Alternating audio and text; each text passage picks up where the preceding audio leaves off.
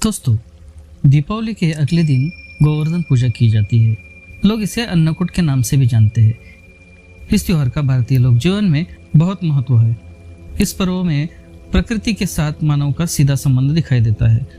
गोवर्धन पूजा में गोधन यानी गायों की पूजा की जाती है। शास्त्रों में बताया गया है कि जैसे नदियों में गंगा पवित्र होती है, उसी प्रकार गाय पवित्र होती है। गाय को देवी लक्ष्मी का स्वरूप भी माना जाता है।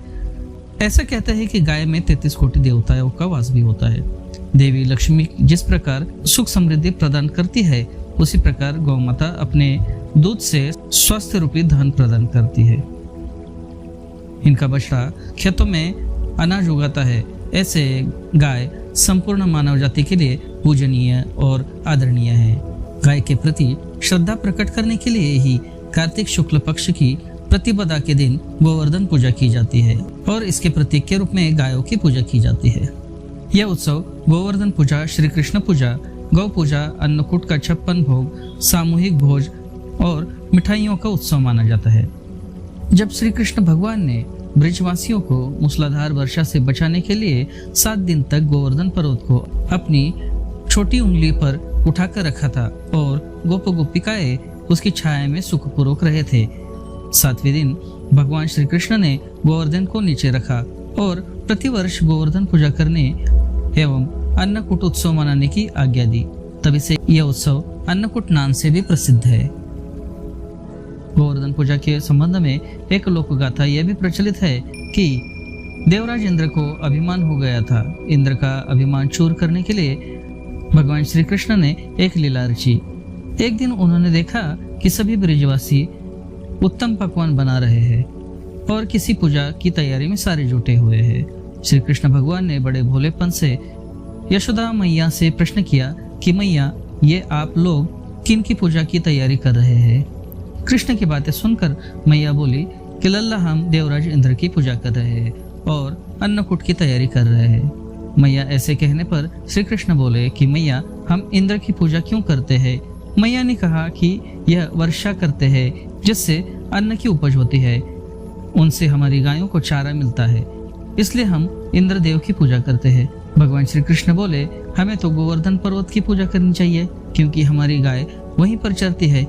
इस दृष्टि से गोवर्धन पर्वत ही पूजनीय है। इंद्र तो कभी भी दर्शन नहीं देते हैं, वह पूजा न करने पर क्रोधित भी होते हैं।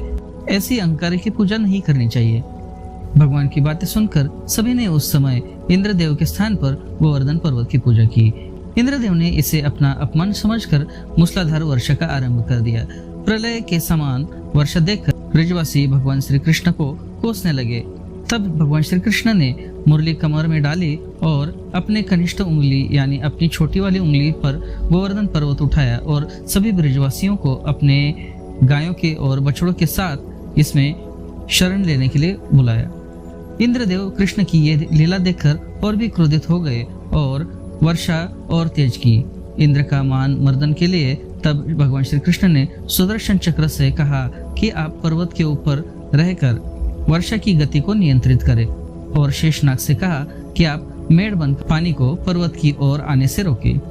निरंतर 7 दिन तक मूसलाधार वर्षा करने के बाद इंद्रदेव को लगा कि उनका सामना करने वाला कोई आम मनुष्य नहीं हो सकता। तब वो ब्रह्मा जी के पास पहुंचे और सब वृत्तांत सुनाया। ब्रह्मा जी ने इंद्रदेव से कहा कि आप जिस कृष्ण की बात कर रहे हैं, वह भगवान विष्णु के साक्षात अंश है और पूर्ण पुरुषोत्तम नारायण है।